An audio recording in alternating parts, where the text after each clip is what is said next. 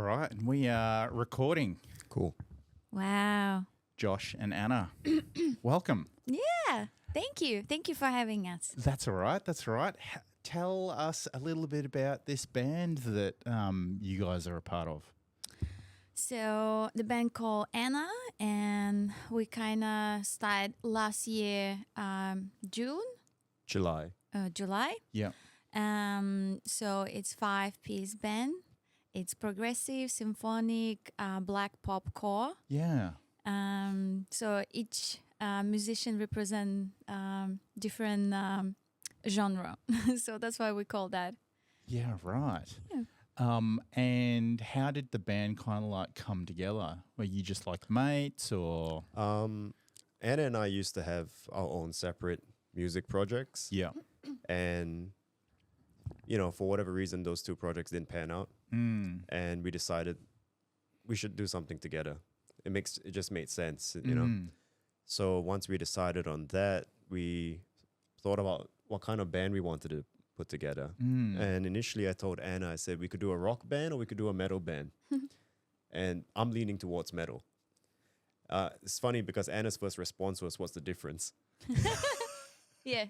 I mean, rock versus metal. Yeah. Is it just metal is a little bit harder?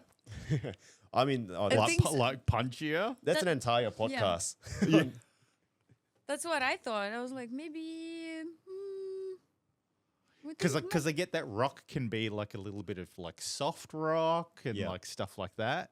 So it's a metal band.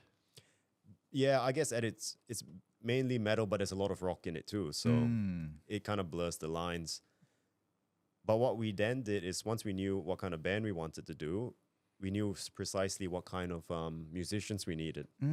So we kind of looked around and picked exactly who we wanted. Right. Yeah. And so do you guys like play at a regular gig, like a residence, or are you just like touring? We don't. I don't think metal does have residencies. It's we pick gigs up here and there, and we're about to go on our first tour to Europe in January. Yeah. Shit. Exclusive. Yes, Yep. that's right. That's right. We're We're doing everything independently, so yeah, we are so excited, and we broke. So that must mean that you have other jobs Yes. if you're doing things independently. Yeah, Yep. of course. And so how does that kind of like fit into it all? Because one of the things that I've picked up by my guests in the podcast is that with creatives, there's always a muggle job. Yep. You know, like a 9-to-5 job. So, and then it's all about, you know, kind of feeding the passion, feeding the creativity, feeding that piece, because that's the element that brings more like livelihood to the soul. We do work. I've spent many years doing removals, Okay. and you know I've been with this company for a while, and it's put me in a position where I'm basically what they call casual full time. So Yeah. it's good where if I want to work every day of the week, there is work. Yeah. But I also have the freedom to say, look, I'm taking off for 2 weeks to do a tour. Yeah. And I'm casual as well. So I work at Bevel's before. Yeah. Yes, with the juries, all the stuff. I love that. Yeah. But unfortunately, they have to move to different city, the whole office. Excuse me. It's early morning. I haven't warmed up yet. Without any coffee, I'm sorry. That's all right. That's all right. Do you want a Red Bull? No, thank you. Absolutely, yeah. Oh, yeah, Josh. I didn't know that was an option. Thank you. So It's good having a podcast fridge. Yes. yeah, that's so cool. Yeah. I don't do things like 50%. I'm like all or nothing. That's right. That's what we do too. I believe that too. Yeah. You do all or you do nothing. Now, both of you do not look like a standard Australian individual. Yep. Tell us a little bit about, or tell me about, like, your background. I'm from Russia, a village called Zelenokumsk. It's close to Georgia. That's very easy for me to always like say where I'm from, and people will kind of like locationally Yeah. know where it is. Yeah. Very small. So a lot of Middle East around this village as well. Yeah. The Dagestan. So then I moved when I was 15. I moved to a bigger city. Then where I start. By the way, I sing since like 8 years old. So Since 8. I love. Right. I know what I'm gonna do when I was freaking 5 years old. I already know that. How? I don't know. I just love attention. I love stage. I mean, the good thing is that you admit it. Yes, I admit it. I love dancing and I love singing. And my mom never stopped me from doing that. Why should she anyway? Well, a lot of probably more wealthy parents will say that this is not good. Yeah. So you better go study finance, whatever, law.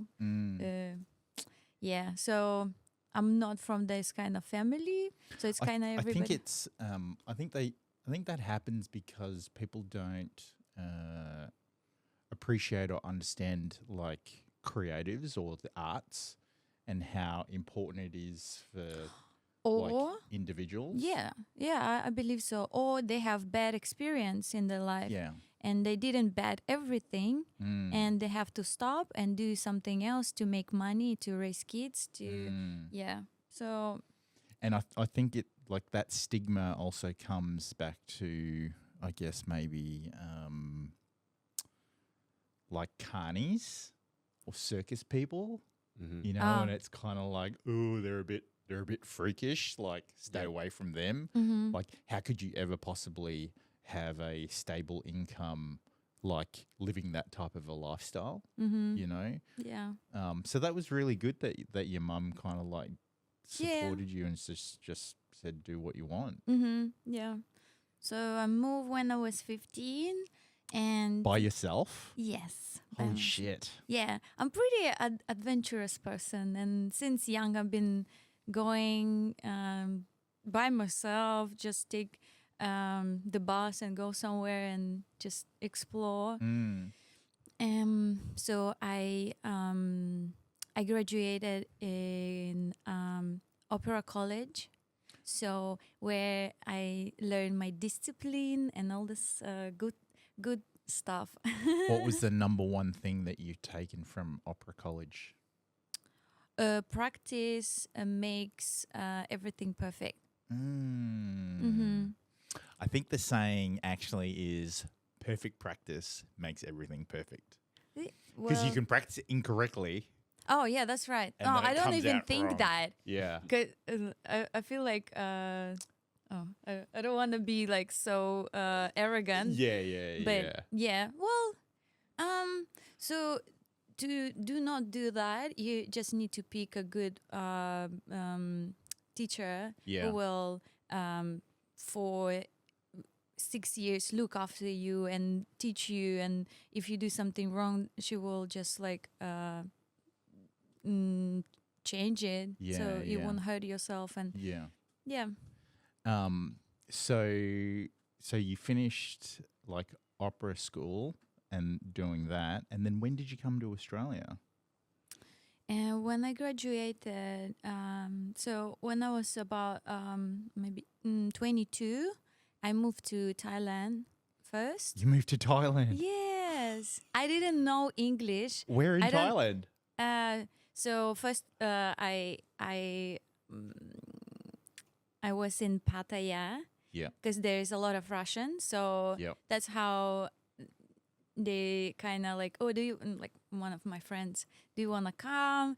here is like so good. It's a tropical. It's a good weather. Dancing, like you make money. I was like, and I'm in Russia. It's super cold, gray, negative, no money, no job. I was like, I don't see why not. Yeah. So I just go. I barely have any like extra money. So I was just like, I'll go and I'll figure out what to do next. Just And like oh no, oh I have so many that's stories, that's guys. so risky. Now I realize that yes, but back then I'll just go. Let's go. Yeah, let's go and see, figure out what can be bad. Yeah. But now I know, like, yeah, Yeah. never do that, guys. And so how long were you in Thailand for? Roughly like 2.5 years. Okay. So back and forward, and then like I found more better job, like a singing contract. I went to Malaysia. I sing in Penang for 6 months. Yeah. I have to learn Chinese songs. So then I moved back in Thailand, and I was like, do you want to come to Singapore? There's better country, better money. I was like, yeah, sure. So, and then I think I moved in 2014, and then and I stayed there for 6 years. I love it. Crazy. Yeah. Is that where you met Josh? Sort of. She Not Thailand, Singapore. no, it was she didn't actually meet me in Singapore. She met the bass player in her band was this guy Andrew, who I had grown up with, Right. that I had been in a band with since we've been in a band since we were probably about 12 or 13, but we knew each other since we were 9. Yeah. And he was the one that introduced us. Right. While you were living in Singapore. No, I'd already moved here. Oh, you'd already Yeah. moved here. And then we had a long distance relationship for a while. Yeah. Yeah. And then finally I'm here. So Josh went to Russia with me for months. Wow. Yeah. That's actually really wild that you, like, being Russian, decided to go to Thailand not knowing how to speak the language. No. And then you were singing in Chinese in Malaysia and then Singapore. And, like, it's just so multicultural. Mm-hmm. Yeah. But I didn't start with the singing because I need to learn English songs as well. So I was just doing some rubbish stuff. But I always want to sing, and every time I go like walking street, there's a lot of bars and Filipino bands. I was just like, oh my God, who is these people? I never see this, from Russia. Yeah. I don't even went any concert before. Yeah. So we don't have much live bands like we have here, Yeah. or even like Thailand and Singapore. So me is like, wow, what a energy, what a, like, I want to do that too. I remember that, and now I'm doing it. And now you're doing it. But I do my song. They the cover. That's even better. So, so Josh, you mentioned before about like you were playing in bands, like, or you're interested in music. Like, did you have you got like family members that are musicians? Like, how did that kind of come about?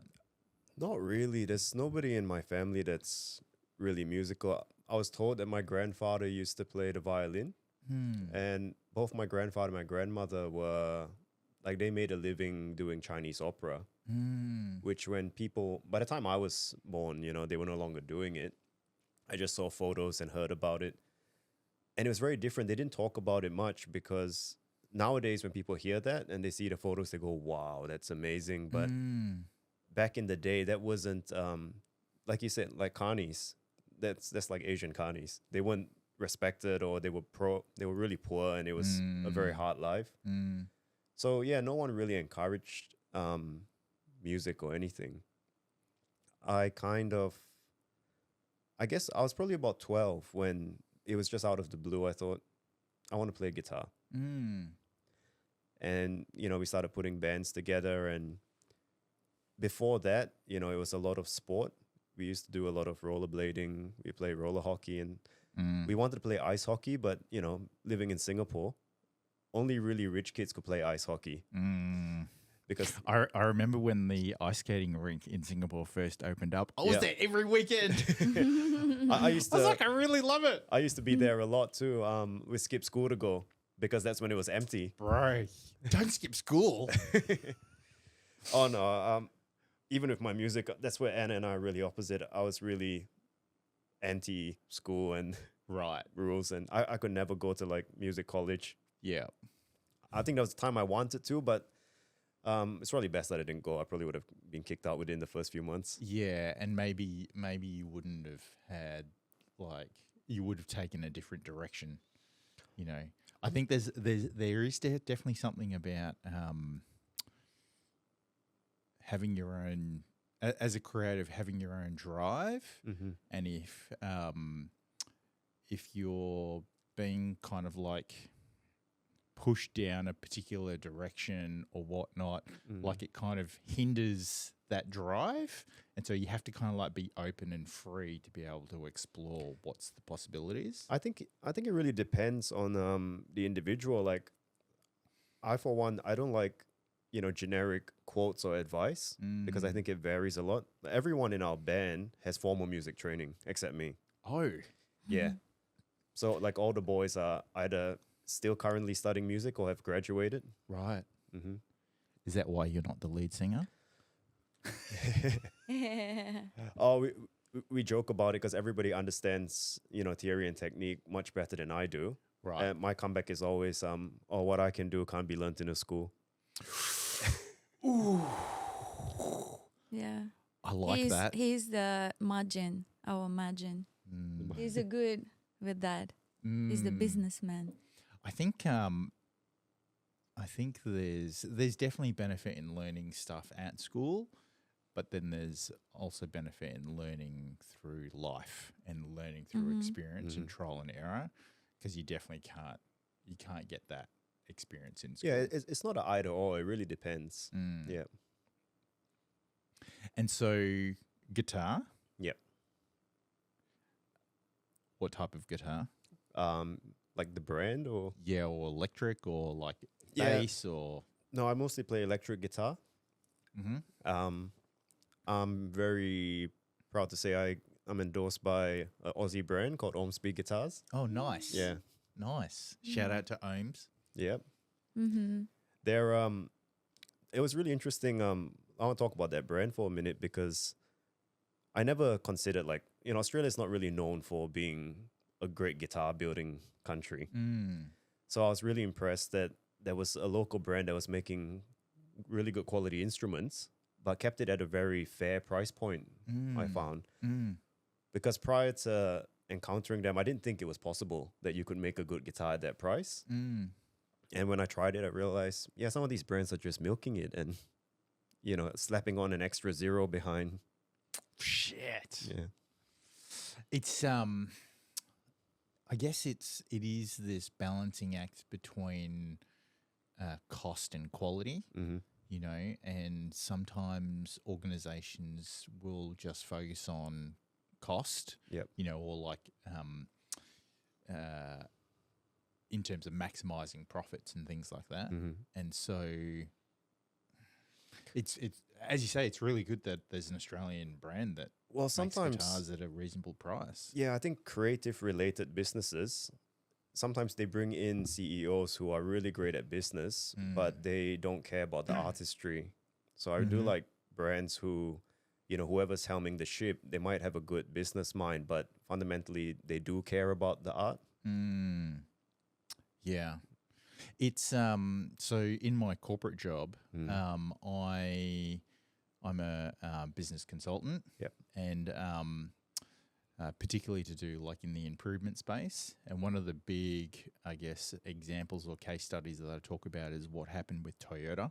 Yep. So, God, it's a number of years now. I think it's like 10 years or maybe 8 years.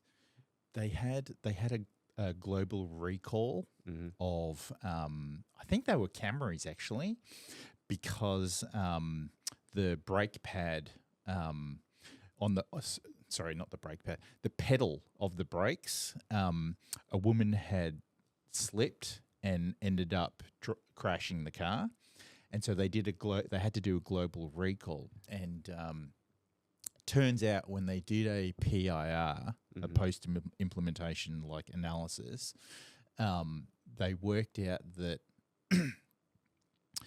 it was because a new CEO came in, and Toyota's been synonymous for the three things. The number one thing is cost, and then quality, and then service. Sorry, quality, cost, and then service. So they were the three things that they've always been synonymous for or known for from a reputation point of view.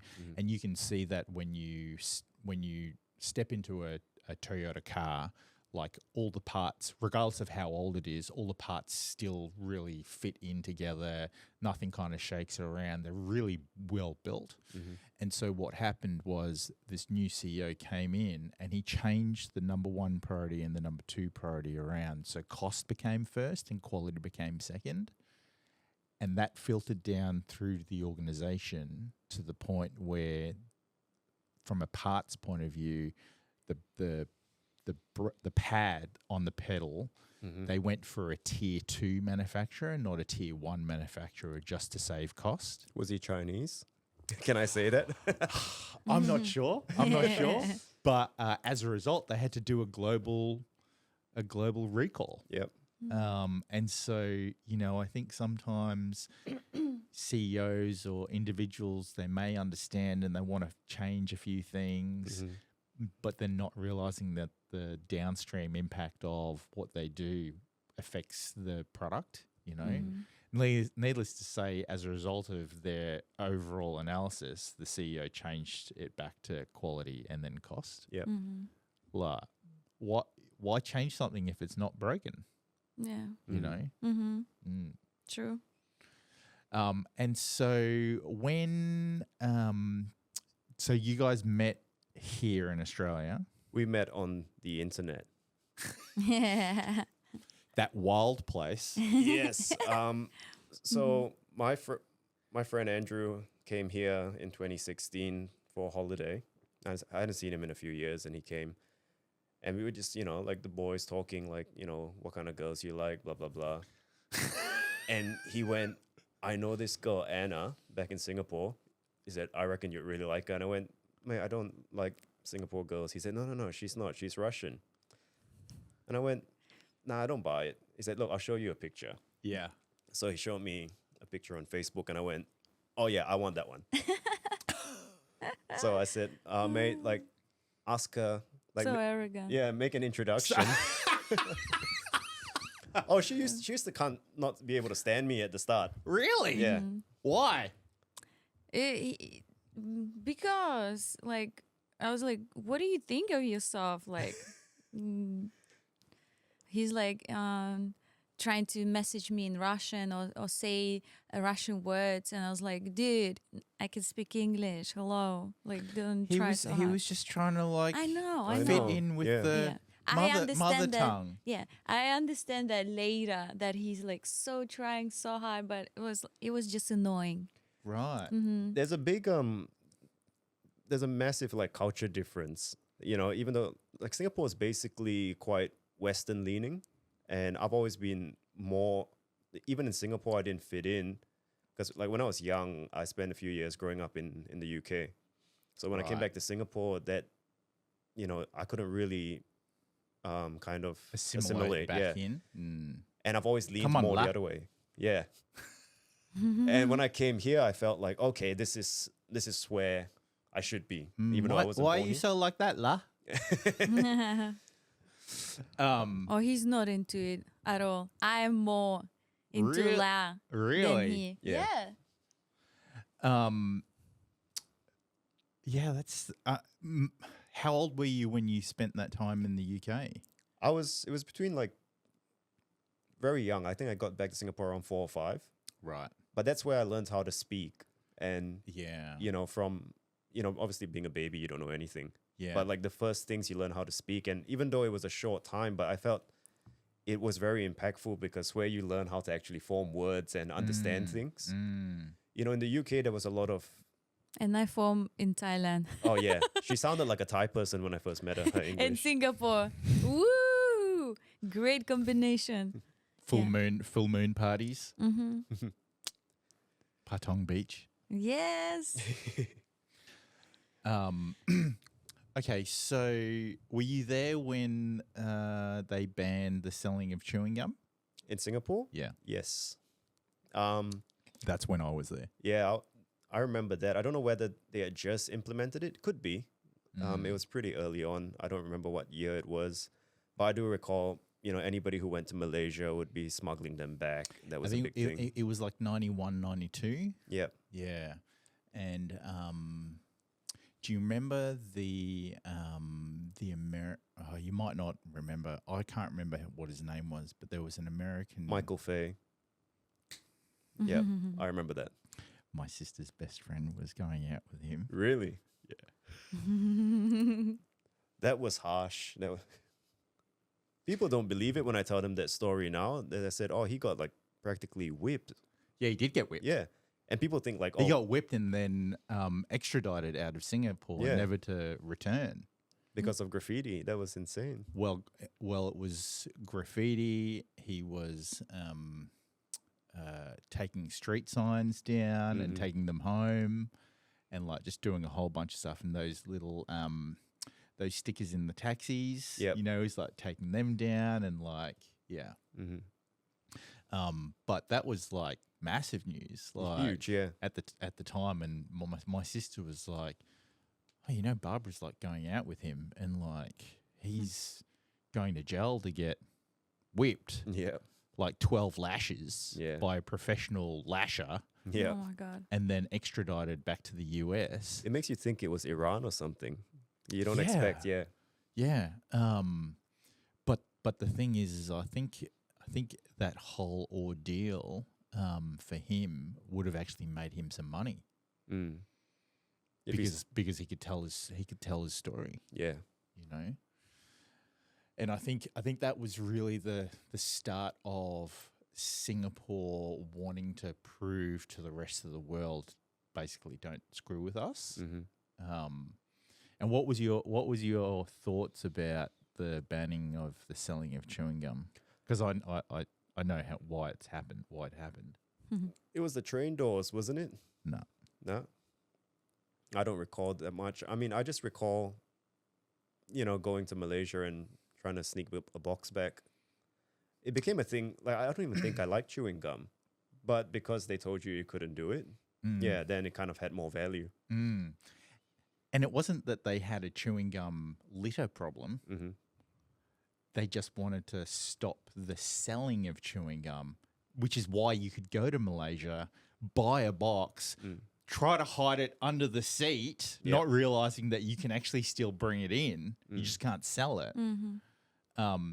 But that was a sign for the rest of Southeast Asia that Singapore as a country can control their people, and it really started the business side of what's now considered New Singapore. Mm-hmm.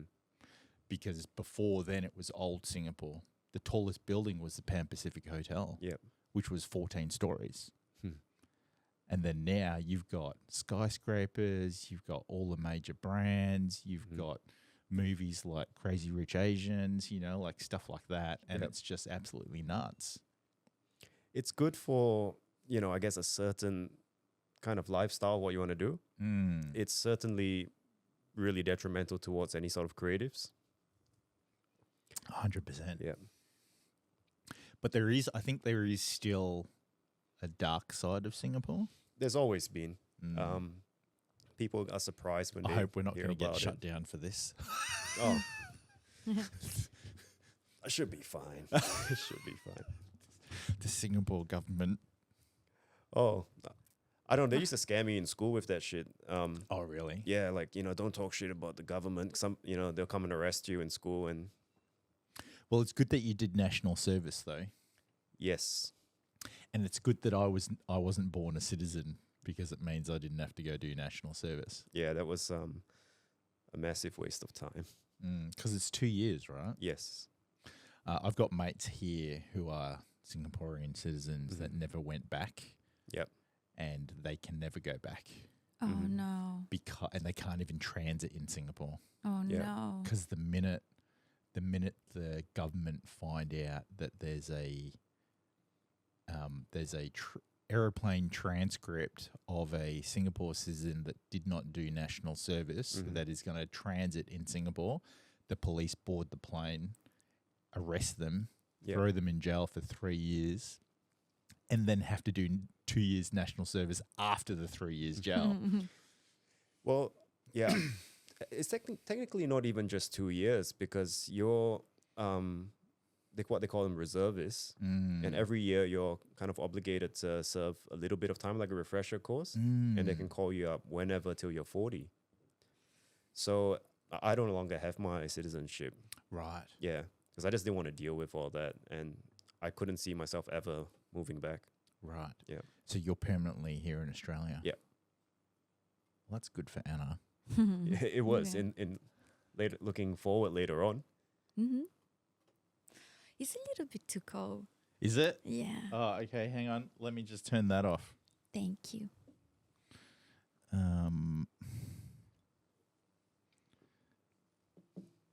The great things about Wi-Fi.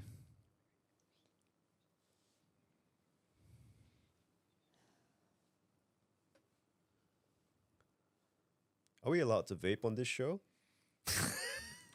Because I've had that Well, question. you don't come want up. the show to go viral, huh? Well, it'll be a first, so you go for it. I don't know. Like some shows we've been on, they're like, we're not sure, so don't. And some shows like, I can't give a fuck. Like, I really don't care. I mean, if Elon Musk can smoke a joint on the Joe Rogan show, I think I'm all right to have a vape. Yeah, Yeah. I mean, I think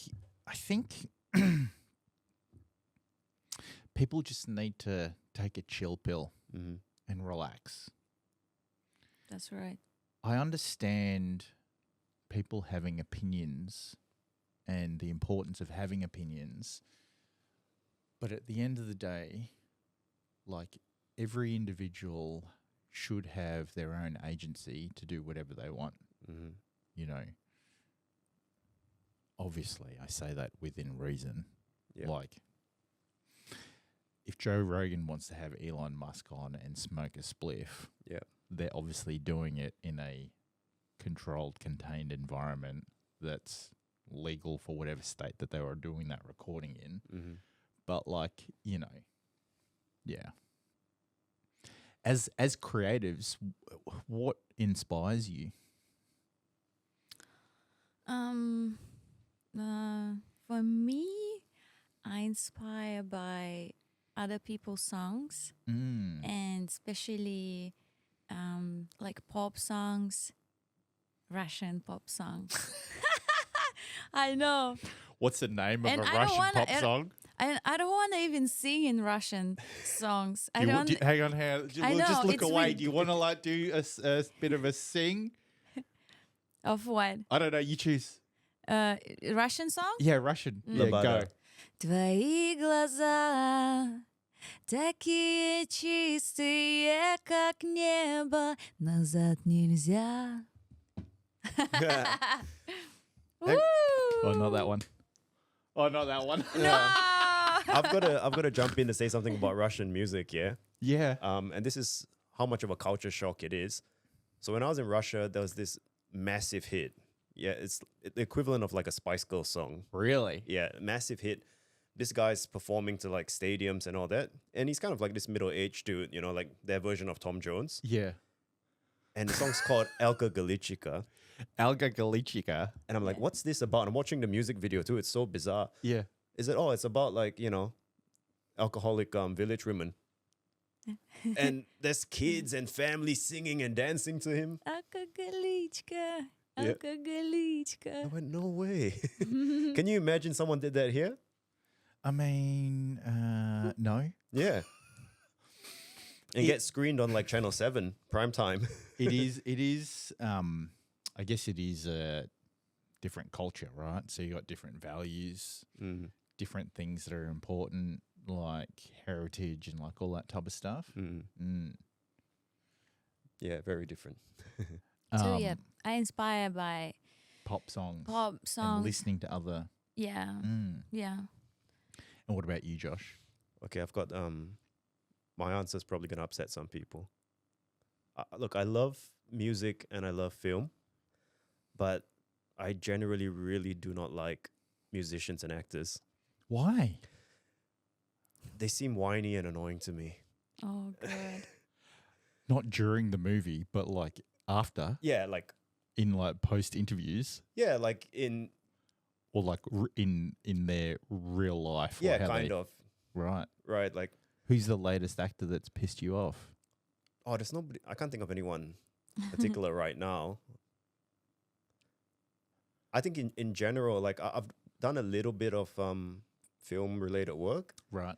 and I've done music, and I just feel like they're, especially if they get successful very young, which generally in this business you usually do get successful young, and it's not their fault really, because they don't get to experience a real life, right? It's this kind of manicured life that they experience. So the things that become a massive issue for them to a regular person seems kind of trivial, and I guess that's what annoys me.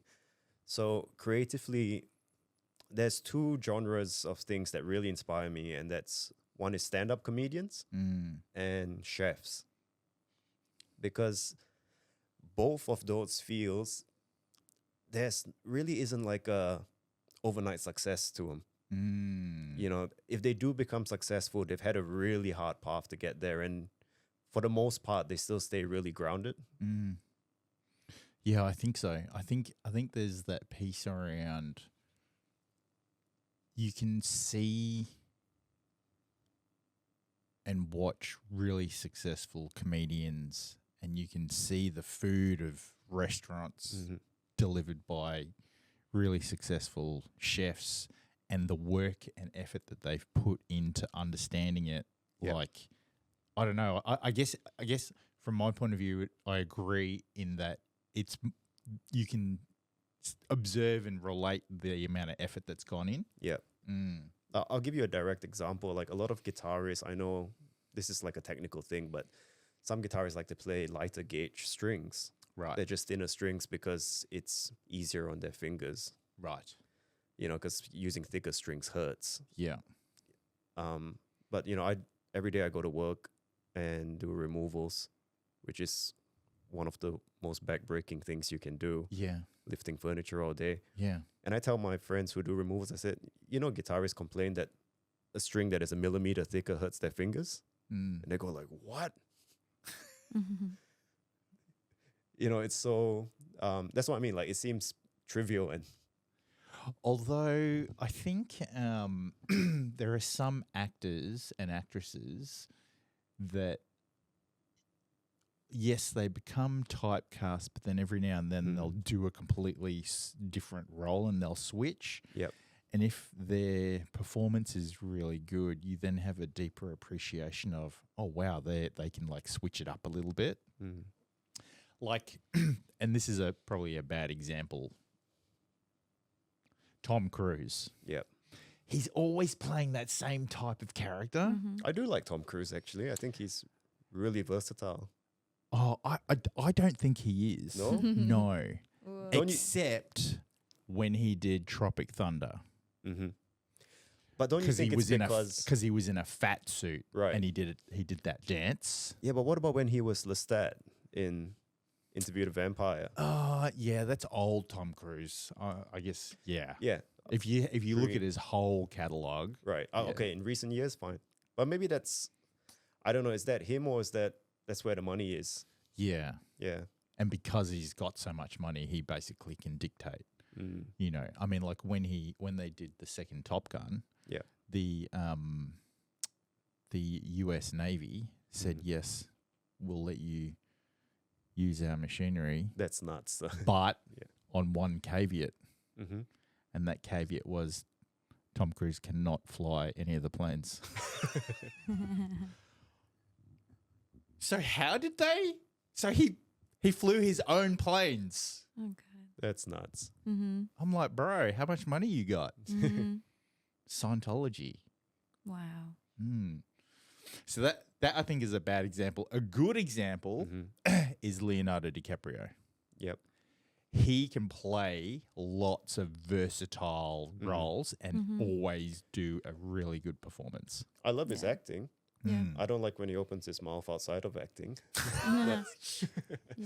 But then again, like, that's not taking anything away from him as an actor. Yeah. I think he's a tremendous actor, but he does. That's what I mean. Like, I don't get inspired by, him as a person. As a person. Yeah, but Yeah. I can respect him for his craft. Yeah. Yeah. Yeah. I'm so excited about the PDD and the Leonardo DiCaprio. Yeah. What do you mean?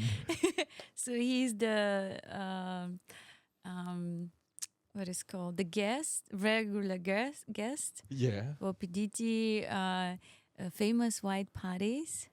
Oh. I mean, I watch YouTube, so Shit. the yeah, gossips. Okay. Yeah, Yeah. love I get. that. I get what. So, Do you excited about this whole story about PDD? do I get excited about it? I think it's interesting. Mm-hmm. I think it's interesting what it kind of like presents. I'm interested in the finish. Like what's gonna be? There is a couple of conspiracy theories going around in that it's a distraction for what's actually happening. Yeah, did you hear that? No. Yeah. So there's a company. No way. Yeah. So the day that P Diddy got arrested, a company that was run by Google, I can't remember what the name was. Every single board member quit. Of Google? No, of this company. Oh. And what did this company do? This company collects DNA. Oh. Mm. God damn it. I can't even believe anything. Anyone anymore. And so Let's see. So the Let's see. conspiracy about this is this fact around if a company is collecting people's DNA, the number one emerging industry in the world is health and technology and the emergence of the two. Mm-hmm. Google, being the company that it is, having a subsidiary company of someone, of an organization that collects people's DNA, they now have information over what illnesses we have and what we potentially will have later on in life, so they can target us for medical products. Okay.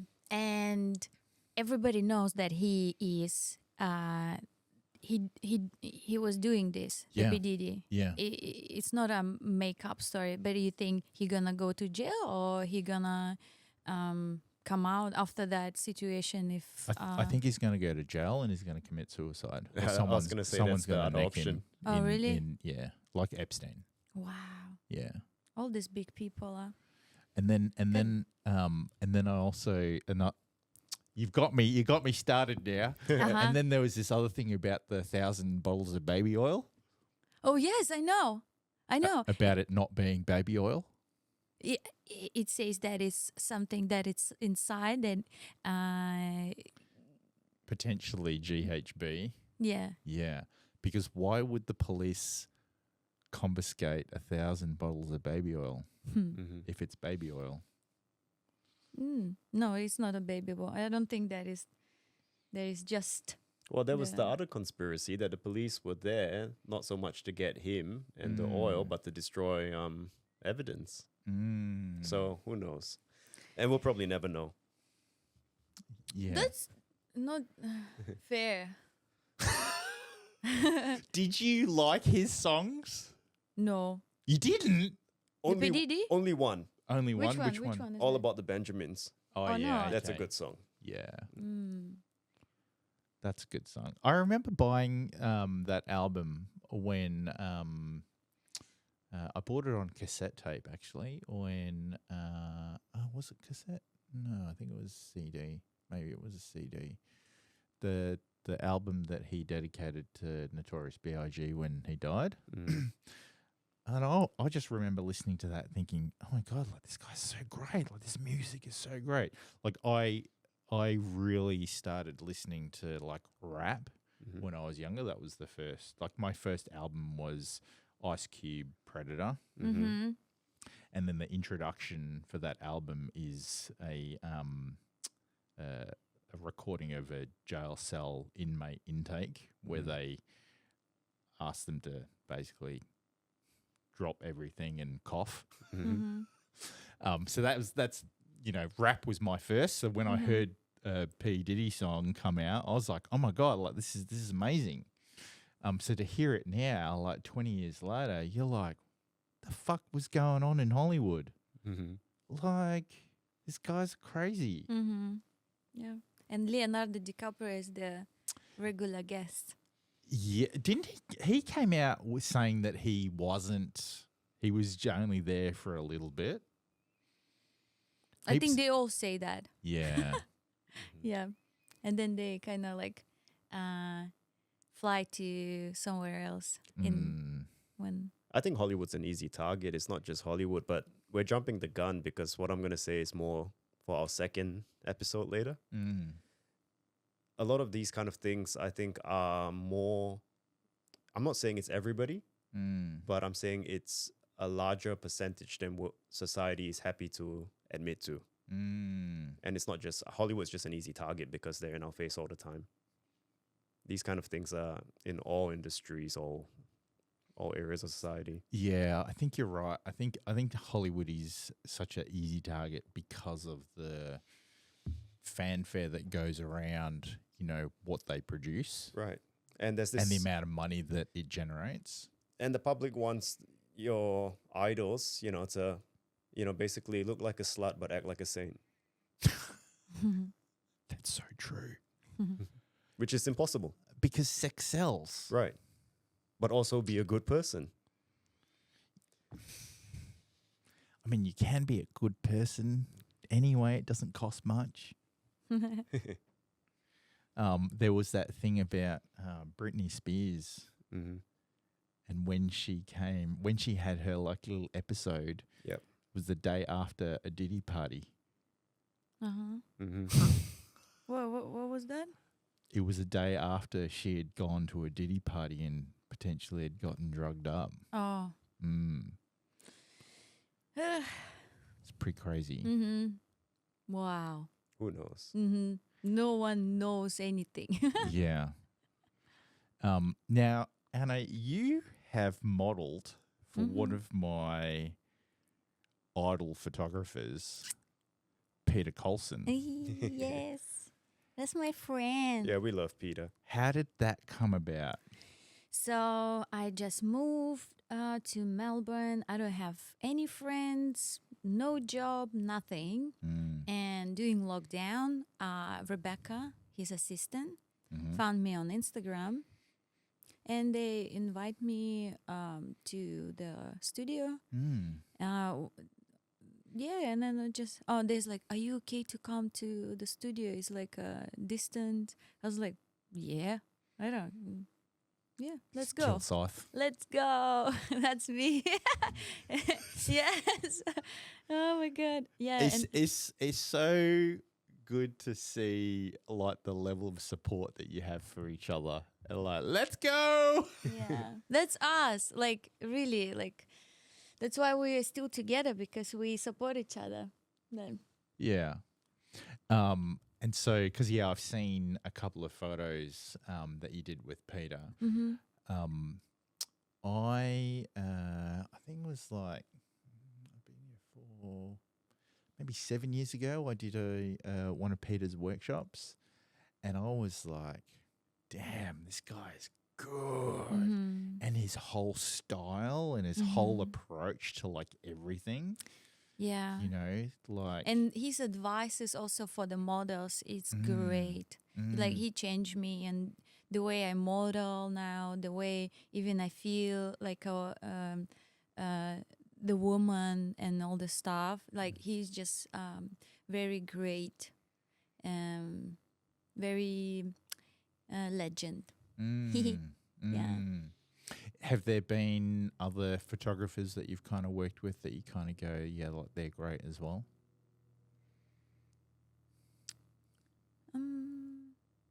They're kind of maybe good with some things, maybe editing, maybe something like individual.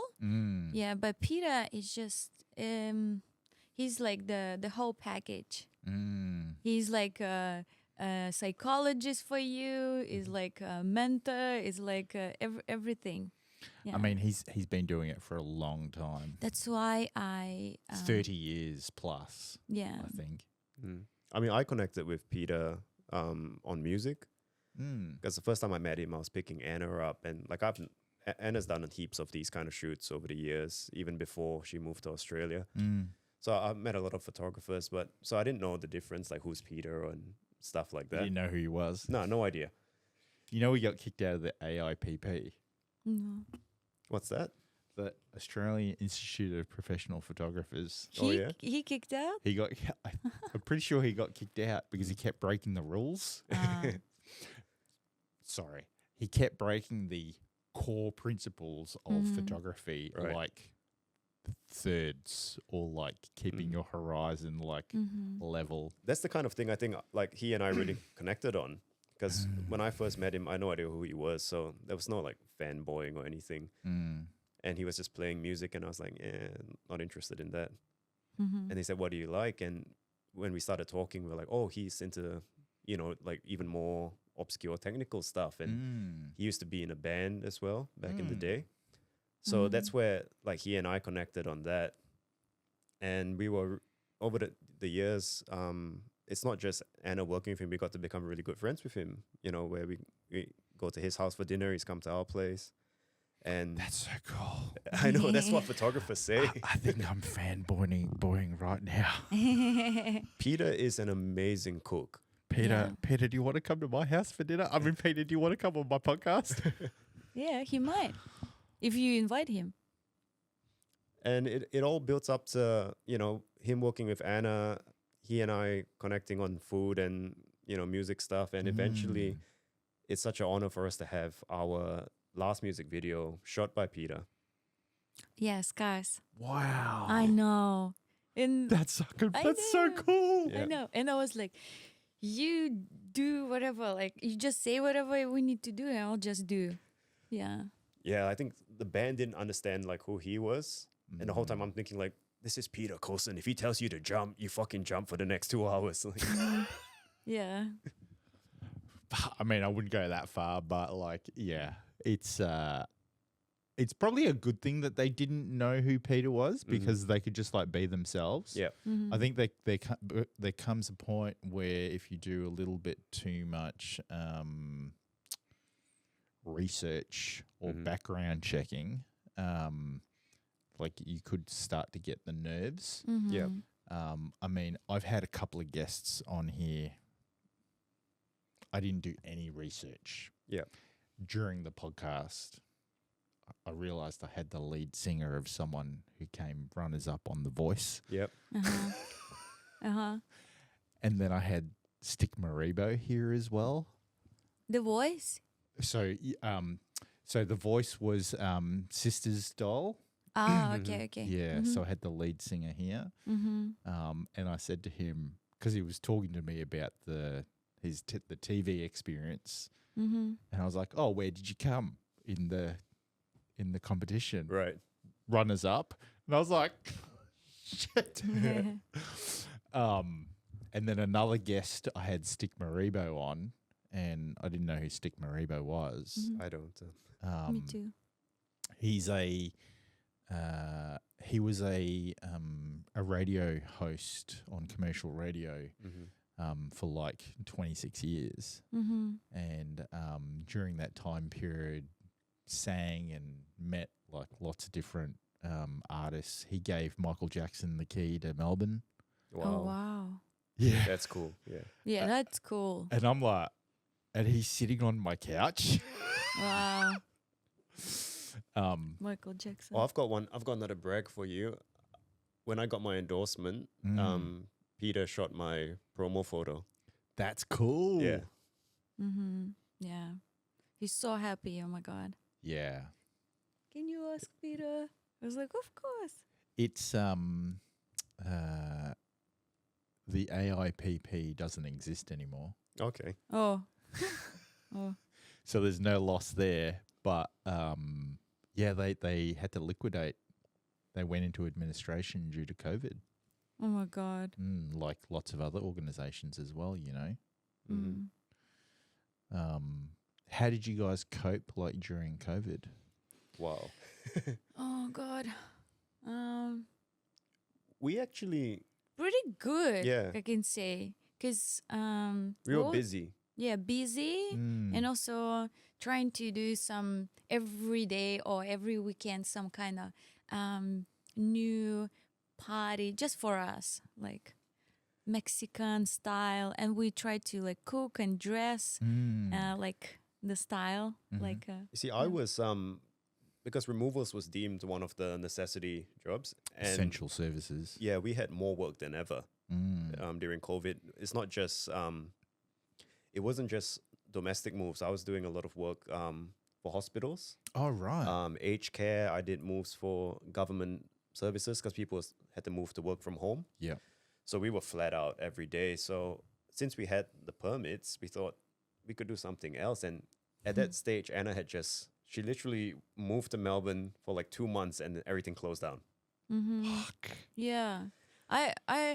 I realized that I have problem after everything is open, like anxiety and all the stuff. I never Right. had before. Like I don't even know what word means. Yeah. Like mental health problem. We don't have that in Russia. I mean, everybody have the They don't have a word problems, for it. but we don't have the word for it. We just kind of like work ourselves. Like you hold yourself, and yeah, you will be fine.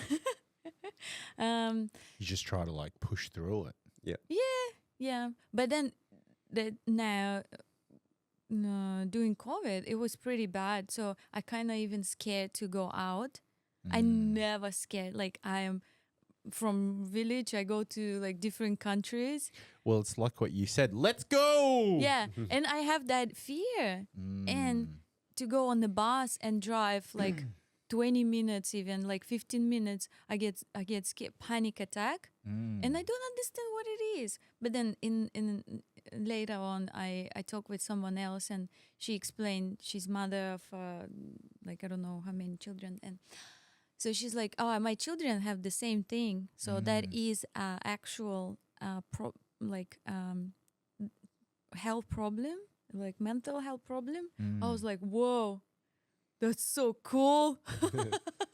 But anyway, I'm good now. Like I work I'm strong, and I did it myself. But yeah, that was pretty tough. But I didn't realize that inside the house. So kind of like we do exercise at home.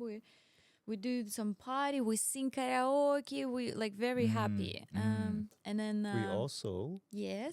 did like a little YouTube series Oh, yeah. where we were doing a lot of it started as me trying to teach myself how to arrange orchestral music, which then spun into me and Anna, doing like a podcast style thing with Aaron as the moderator. And Anna and I would argue basically classically trained versus no schooling. But it's so hard to do that because they know English very well. They have beautiful phrases, and I have to like think 20 minutes what is the fucking word that I want to say. So it didn't work that well. But what was the other thing you did? I opened up home food business. Yeah, I cook Russian food And we sell food by On like Facebook. on Facebook, Mm-hmm. and Facebook kind of get bigger, and yeah, we had orders like every day from morning till night. Yeah, it was great. It was fun, We had to stop it just because we got busy with other stuff. but it was good while in the It's COVID. good that you kind of kept yourselves busy, and then it just kind of like got busier and busier because like Melbourne was the worst lockdown city in the world. you Really? know. Yeah, like with the amount of restrictions that we had and all that type of stuff. I think Dan Andrews just wanted to make an example of his power, and yeah, So difficult to drop that power. Kind of like, ooh, it is. it's so good that everybody listen to me. You get. I think he obviously got addicted to it. You know. I mean, I also did a little bit of a YouTube like clip like channel thing. And then I ended up also like Instagram storing all of the like the announcements and stuff like that, and I chucked them on Facebook, and like people just like couldn't believe. Aaron and I put together a music video to one of my old band songs, which it was really 50-50. Some people loved it, some people got real upset with it because we just compiled all of this footage. I wrote a couple of songs too. Yeah. So question for both of you. Yeah. What advice would you give your younger self if you could go back in time now and talk to your younger self?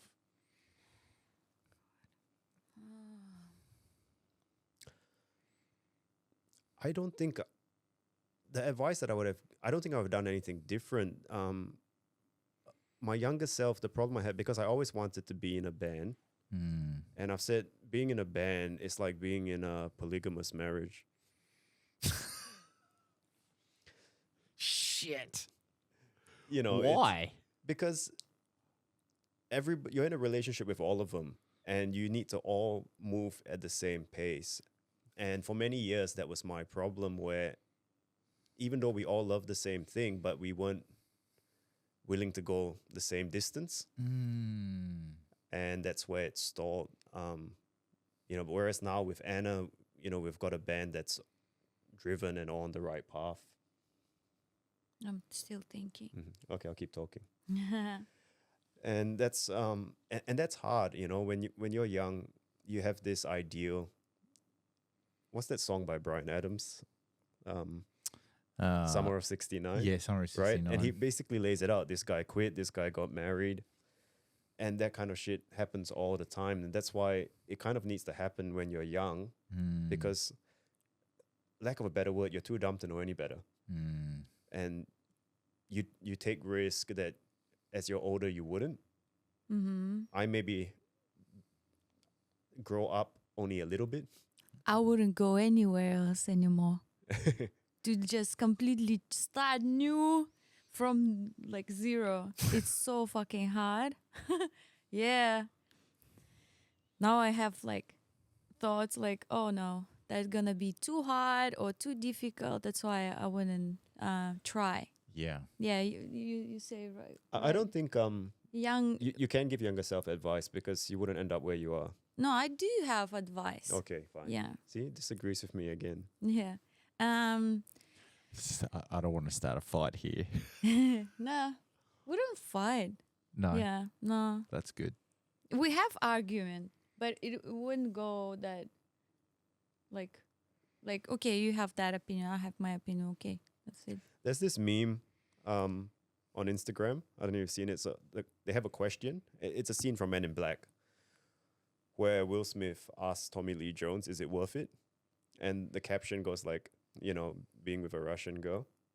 And they go, "Is it worth it?" And Tommy Lee's walking away going, "Yeah, if you're strong enough." Okay, so my advice for myself is that you just don't fall for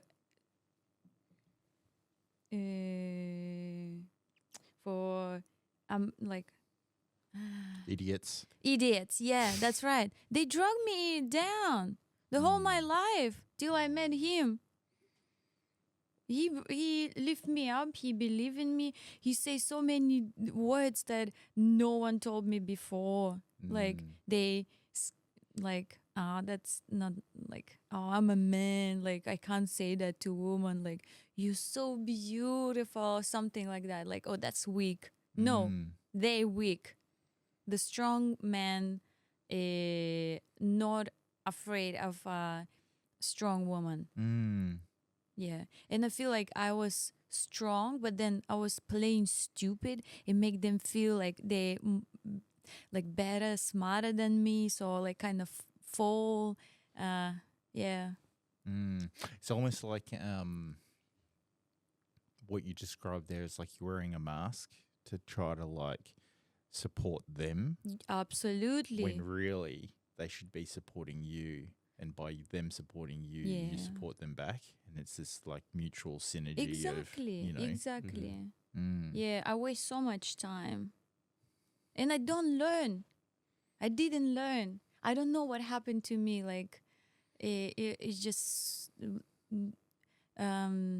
switch that I just changed, and I kind of realize, and I can see clear now, like what happening. Like, I think it's hard though, like what you said, Josh, like when you're young, you don't have the experience. So you have to take risks.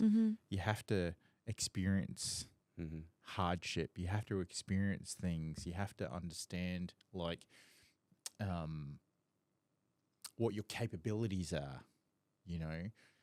How do you test your capabilities if you're not trying lots of different things?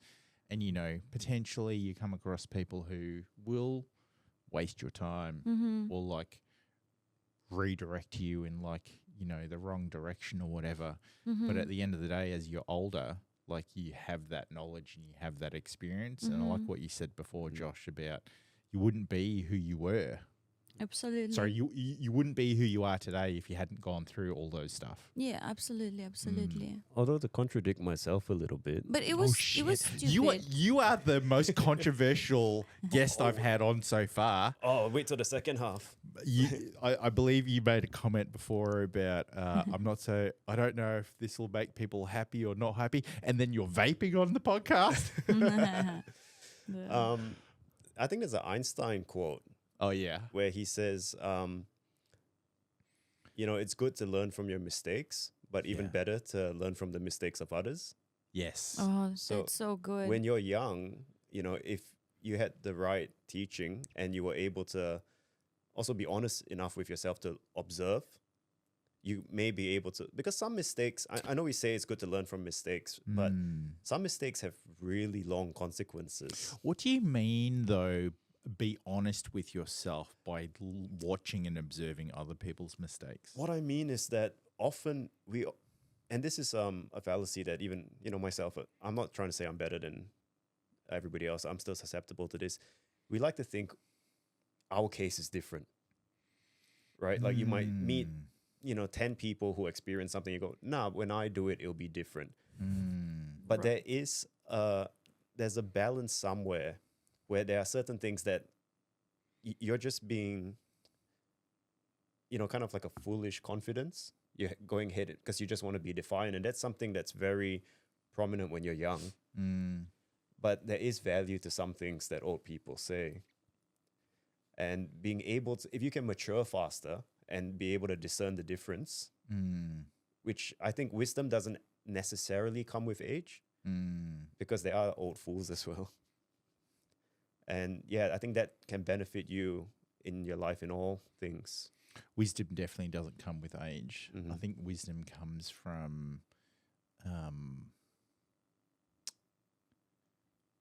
observing, what's the word? Observing adversity and then taking action of what you've observed to then push yourself forward. Yep. You know, like I've transformed myself 4 or 5 times throughout my life, and I know every key component of what I've transformed, and so with that transformation comes wisdom of what type of person I want to be, how I want to be treated, what I want to, how I want other people to perceive me and things like that, right? So, I think it's potentially harder to observe other people's mistakes because not everybody can be as aware of what's going on. Like having self-awareness versus being aware of what's going on around you can sometimes be a little bit hard. Like it's almost this, how do you tell someone, oh, you got to like take yourself out of your body and then be more perspective of, what's happening around you. Like some people are like, what do you mean? How do you do that? It's hard, yeah. Yeah. From an army perspective, it's like stop being the infantry and be a general and see the landscape. Right. Otherwise you can't tell where the trees are from the grass. So you're touring in Europe. Yep. Yes. Next year. Yes, January. In about, 2.5 months or less? That's My amazing. God. Yeah. How did that come about? That was, so at the start of this year, a lot of people might look at our trajectory as a band and say that, wow, you guys are moving so fast. But the way we see it, like, for me personally, is that every day that I still pick a sofa up, it's not fast enough. I'm not talking about being a millionaire, but I'm saying at the very least, like, replace my income or close to. That to me would be when I finally recognize we've got some level of success. The thing about music is that it's very, very hard to even make minimum wage. But we can't stop. Right. And We cursed. in a way, yeah.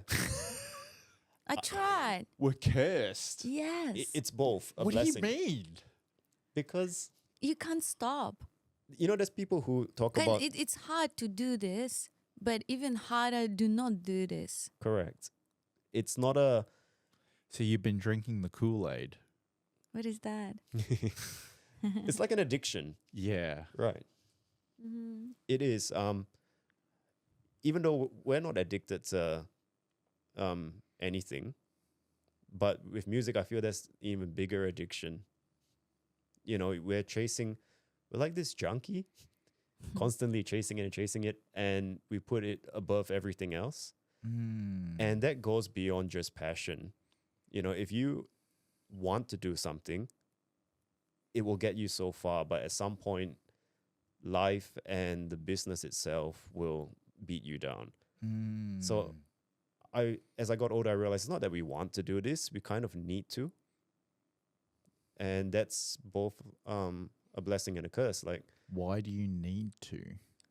it's a innate thing that we can't explain. I'm born with it. At 5 years old, I already entertained my whole family, and the whole kindergarten.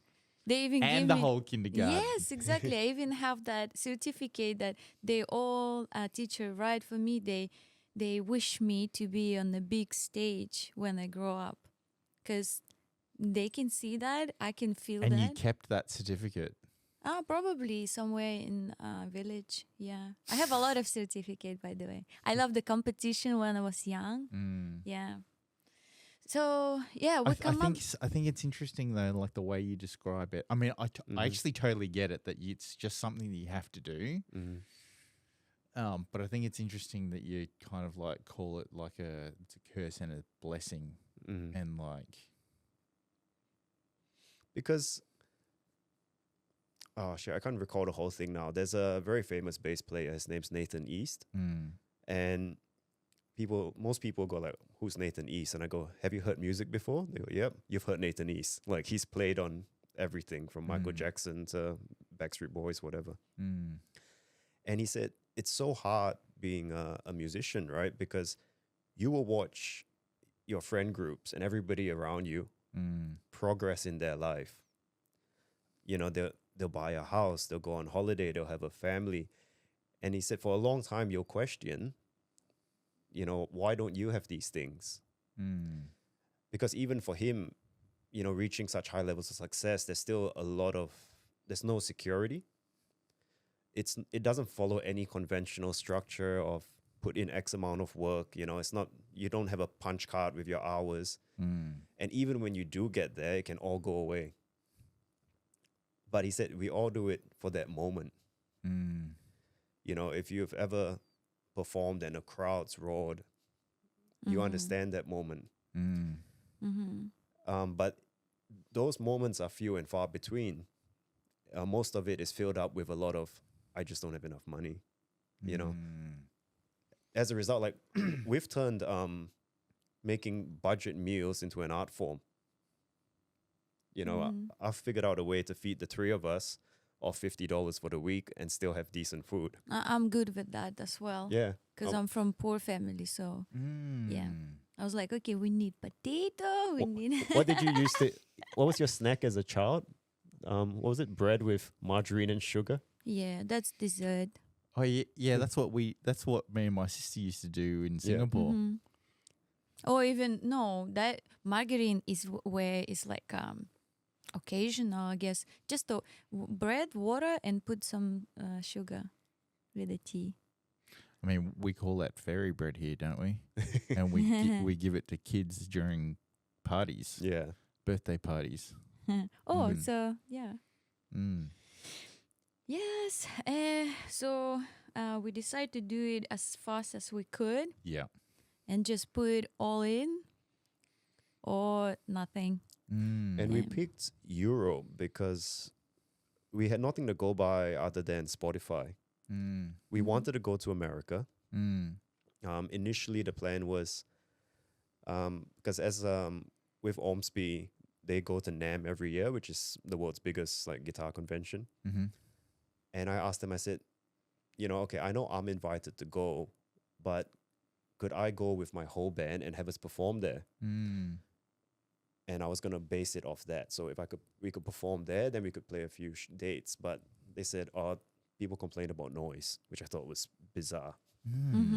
So I said, all right, screw it. We're not going to the US then because of how expensive it was. And then we looked at our Spotify and our numbers were highest in Europe. So we just thought, all right, let's go there. I think that's an example of how good. And we lost 2 members because we decided to go to Europe.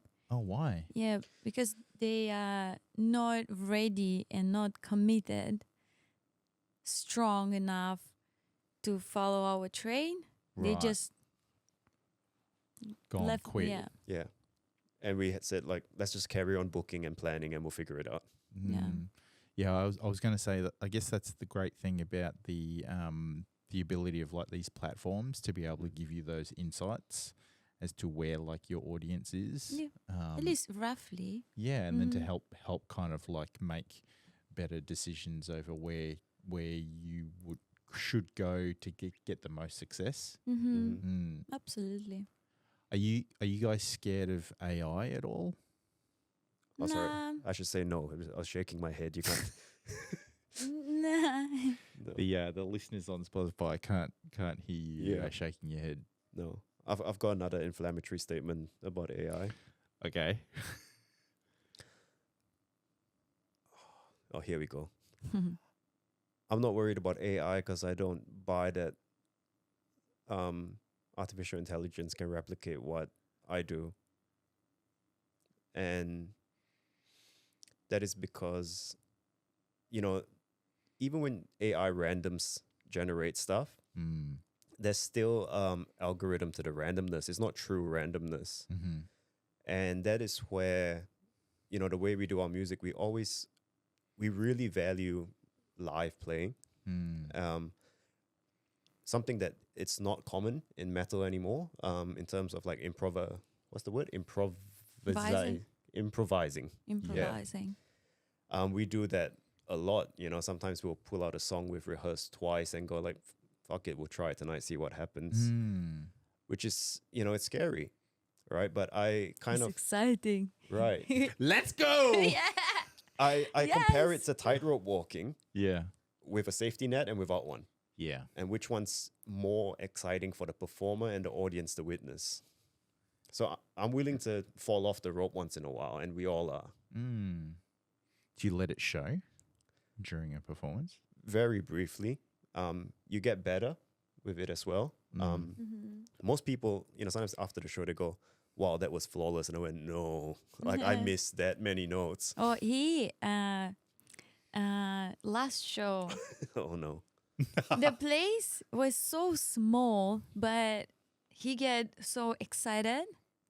Oh my god, so cute. He get so excited, and on one song that we did a cover, it's called Aerials, and he loved to jump. And that moment, my moment with the bass player, we have our thing in on the stage. So we're like, woohoo! I'm already picturing how the photographer gonna take a picture of me, like woo! I'm hitting that note, and suddenly someone hit me and I fall. Not stumbled, but I get like, oh my god, what was that? And I was like, oh my god, I'm gonna kill you, but we have to carry on the show. Yeah, I forgot the lyrics, what I have to sing. Yeah, it was My funny. guitar came off my shoulder. But my face look like I know what I'm doing, but not the lyrics. In your head, you were Oh. like, what the fuck's going on? I was like, oh my god. That is so funny. Yeah. Yeah. But it's alright. It's good that you do like improv and like you kind of like just say fuck it, like let's just do it, because I think it comes back to that whole piece around taking risks, Right. taking calculated risks to then be able to improve. And how do you improve if you don't actually put yourself into those uncomfortable situations? Absolutely. The more mistakes you do, the better you know. Yeah, and the faster you know this mistake, There's a saying about fail fast, because then you'll get to where you need to get to faster. Oh my god, we're gonna do more, okay? More jumps. More jumps, more mistakes. More jumps, more tours, more Yep. mistakes. Yeah.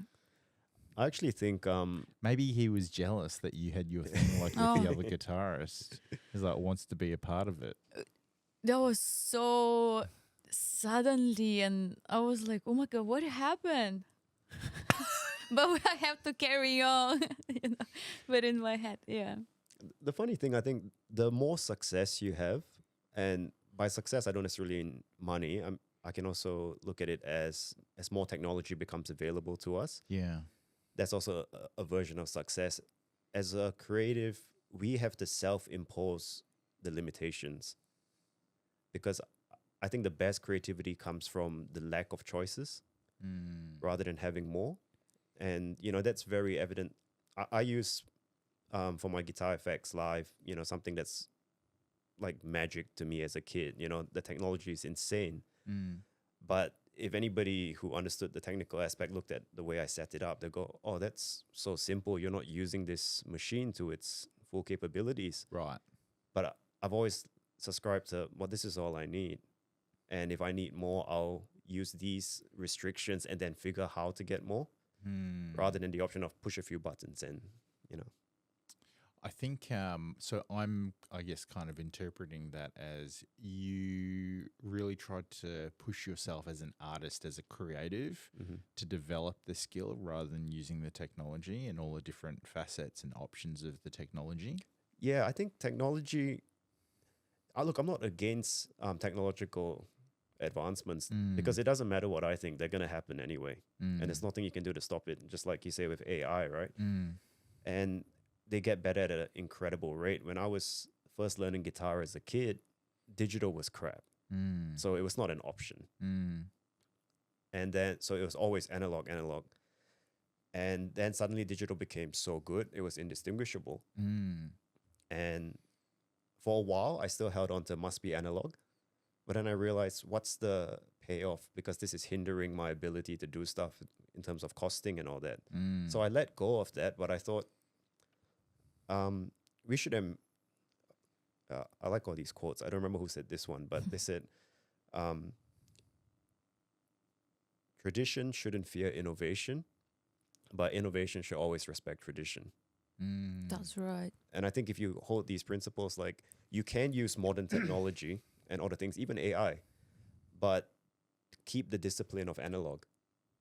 Like that's the true value. It's not in the quality. You know, when people say the analog's warmer and this and that, like I think that's just purist talking rubbish. Because you can replicate all that, but it's the value. Even like, you know, you do photography, right? And digitally, you can shoot 1,000 photos. There's no limits. But you know, growing up, we had these films which Analog, you had 30 shots. You couldn't review your shots. And when you have 30 shots and you can't review them, you approach it differently. You don't just snap like 100 selfies. You really think what you're going to shoot. You know, is this the right time to shoot? And when you screw up, you make sure that you don't do that again. Because when you develop it, you're like, shit, half of this is out of focus. Yeah, that's right. And I think that attitude shouldn't be lost. You know, of course, use digital, but keep that mentality. I think it's a really valid point around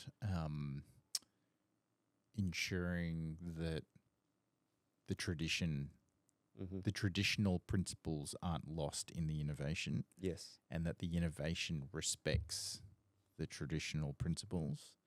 That can be applied in like lots of different things. Yeah. You know, and it ensures continuity of what's been set up to begin with. You know, I think from an AI point of view, like I'm not scared of AI. I think it's like years. There's going to be years before like really like takes over. You know, the race. I'm not going to be around for that. And so, yeah, I think at the end of the day, there's always going to be groups that will use it for good, and then there'll be groups that use it for evil, and then it's about how do we minimize the people that use it for evil, you know. But the great thing is, like from a positive point of view, like there's so many AI tools out there that can help with productivity and performance that it's just about being aware of what they are, you know. Like I think great AI is kind of like great CG, right? Yeah. Where when it's used well, you don't even realize it's there. Correct. Yeah. And what about yourself, Anna? Are you scared of AI, or what's your viewpoint on AI? I have no view. No view. No. It's never going to take away your voice. I don't think so. I don't know. I just love, and create. Yeah. Yeah. I don't care about that. Let's go. Yes, let's go. Yep. I live, love, and create. Fuck, I love that. That should be on a t-shirt. That should Wow. be on a fucking t-shirt. Sometimes I amaze myself. Like I didn't Sometimes. even plan that. You I'm know, pretty it sure come Josh out would say naturally. all the time, "You amaze me." No. Why? I don't think so. We are different, but we are also. The same. I'll The say a lot same. of these kind of things, you know, and Anna will go like, stop. It's fucking too much.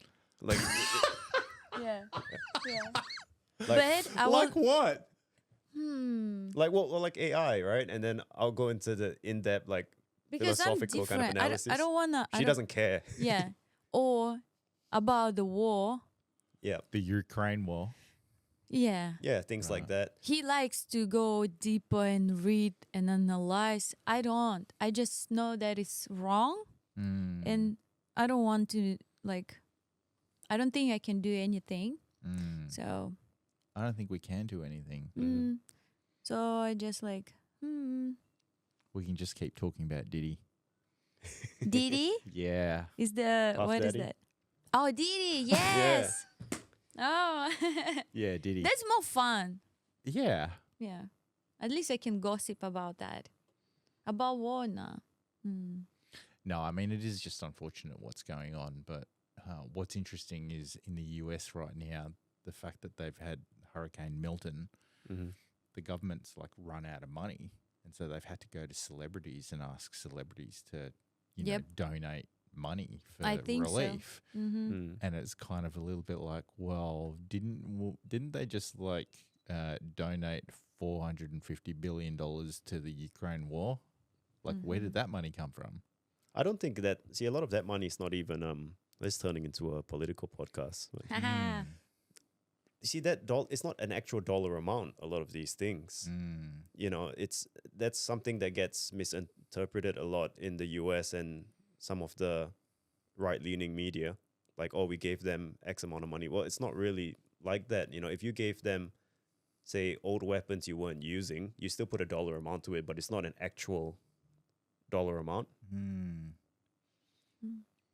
Yeah, that's true. That's exactly true. Well, thanks so much for coming on the podcast. Oh, thanks for having us. How can people find you? What are your social media things?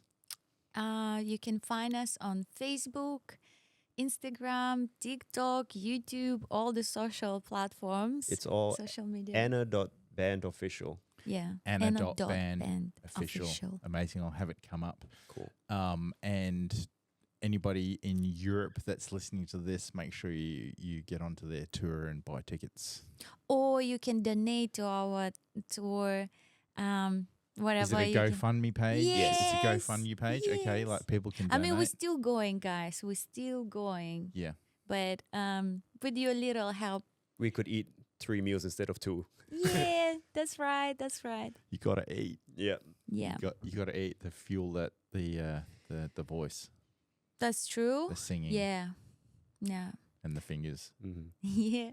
So. Fantastic. Well, thank you again for coming on Unbuttoned.